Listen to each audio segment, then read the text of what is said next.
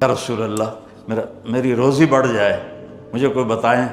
ایک تو یہ جو سوشل میڈیا پہ ہے نا وظیفے بتانے والے، اے لتراں دے لائق ہیں، لتراں دے، یہ نامراد ادھر لے جاتے ہیں جدھر نہ میرے نبی نے بتایا نہ میرے اللہ نے بتایا۔ میرے نبی نے کوئی لمبی تسبیح نہیں بتائی، 1000 واری اے پڑھتے، 1000 واری اے پڑھ، ہکٹاں چاہتے پڑھ۔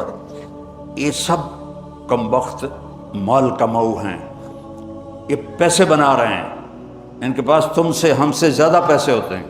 ایک وظیفہ اور بتاتا ہوں، جو یہ چاہے اس کی عمر لمبی ہو اور اس کا رزق زیادہ ہو۔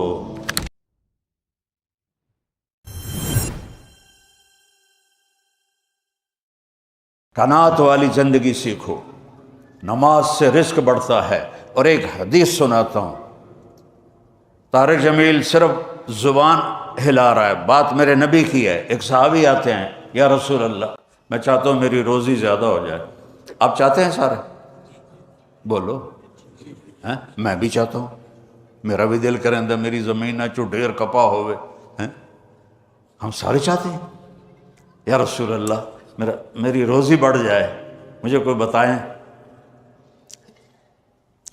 ایک تو یہ جو سوشل میڈیا پہ ہے نا وظیفے بتانے والے، اے لتراں دے لائق ہیں، لتراں دے، یہ نامراد ادھر لے جاتے ہیں جدھر نہ میرے نبی نے بتایا نہ میرے اللہ نے بتایا۔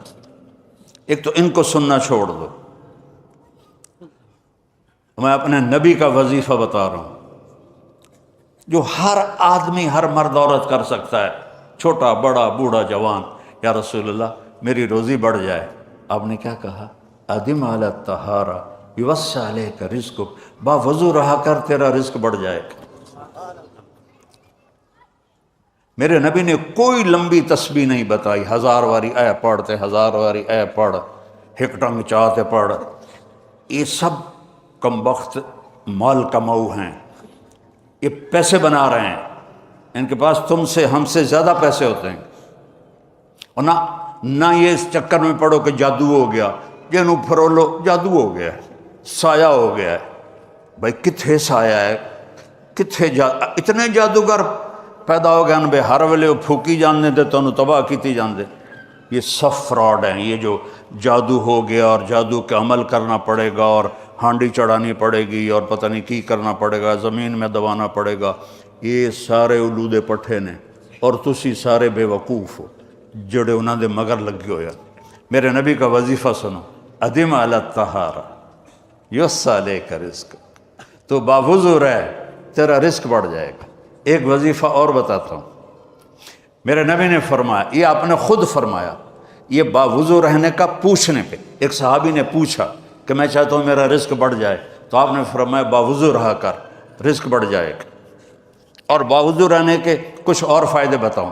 ایک دفعہ شیطان ہمارے نبی کی خدمت میں حاضر ہوا، آپ نے فرمایا یار اعتداد سے تیرے دشمن کتنے ہیں؟ کہنے لگا 15۔ تو آپ نے فرمایا کون؟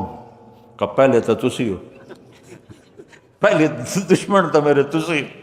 پھر اس نے فہرست گنائی، بات لمبی ہوتی جا رہی۔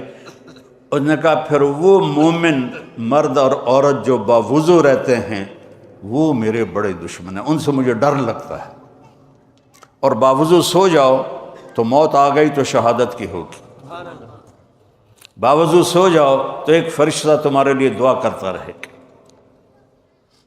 باوضو سو جاؤ شیطان ڈر کے پیچھے ہٹ جائے گا۔ اور ایک بتا رہا ہوں جو میرے نبی نے خود بتایا پوچھنے کے بغیر، جو یہ چاہے اس کی عمر لمبی ہو اور اس کا رزق زیادہ ہو تو وہ اپنے ماں باپ کی خدمت کرے۔ تمہاری تو جابیں ہیں نا، تم کہاں ماں کو پوچھ سکتے ہو، جاب ہے۔ میرے نبی نے کہا اپنے ماں باپ کو خوش کرے اور اپنے رشتہ داروں پہ خرچ کرے اور ان سے اچھا سلوک کرے، اللہ اس کی عمر بھی بڑھائے گا، اس کا رزق بھی بڑھائے گا۔ اور ماں باپ کی دعائیں وہاں پہنچا دیتی ہیں اللہ کی قسم جہاں کوئی نہیں پہنچ سکتا۔ میں نے اس زمانے میں میڈیکل چھوڑا جب ڈاکٹر ایک بہت بڑی تصویر تھی، چونکہ وہ ڈاکٹر تھے بیوپاری نہیں تھے، سوداگر نہیں تھے، ادھم ہی لے لو ادھم ہی لے لو ادھم ہی لے لو، ڈاکٹر تھے۔ اور مولوی ایک کیڑا تھا، کیڑا، گندگی کا کیڑا، اور میں ایک ذمہ دار خاندانی جس میں تکبر کی انتہا، انسان کو انسان نہیں سمجھتے تھے ہمارے بڑے۔ تو اللہ نے میرا کانٹا بدلا، میرا ہاتھ پکڑا، آج میں آپ کے سامنے کھڑا ہوں۔ یہ اس کی مہربانی ہے، اس کا کرم ہے، اس کا فضل ہے، اس کا احسان ہے۔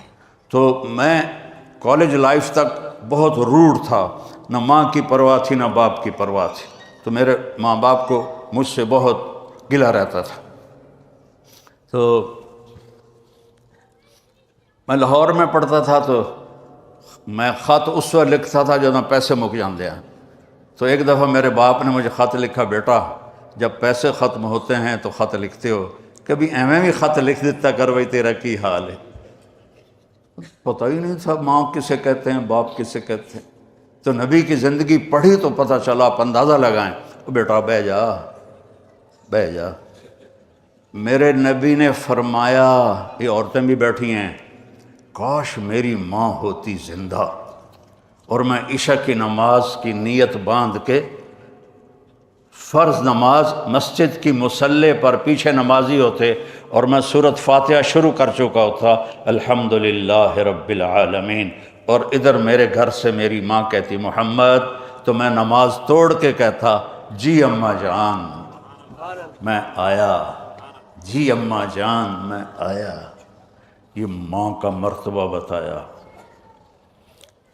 یہاں تو صرف پونڈ کو دنیا جانتی ہے۔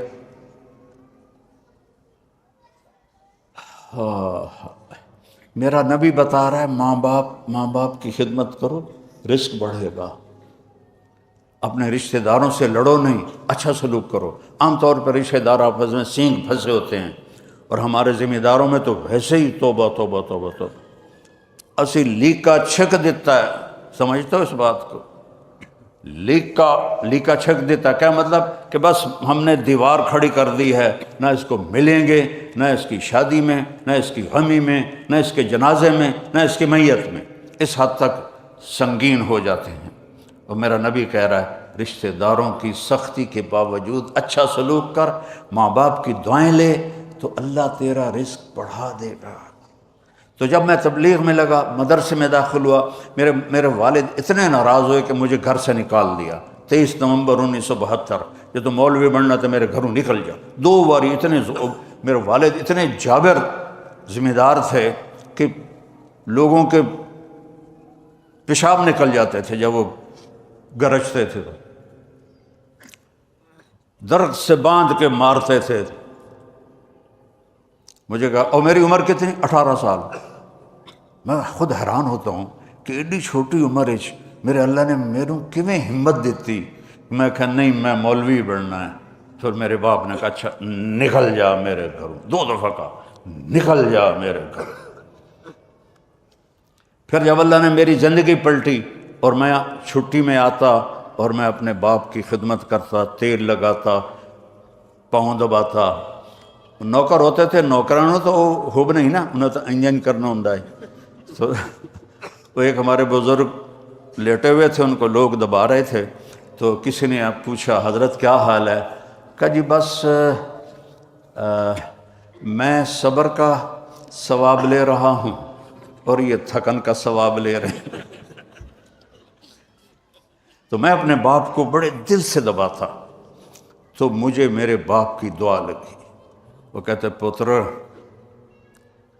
میریاں اکھیاں تا نہیں ویکھنا، پتر میریاں اکھیاں تا نہیں ویکھنا، پر تو ویکھی ایک دن اللہ تینوں بڑی عزت دے سی۔ یہ میرے باپ کی دعا مجھے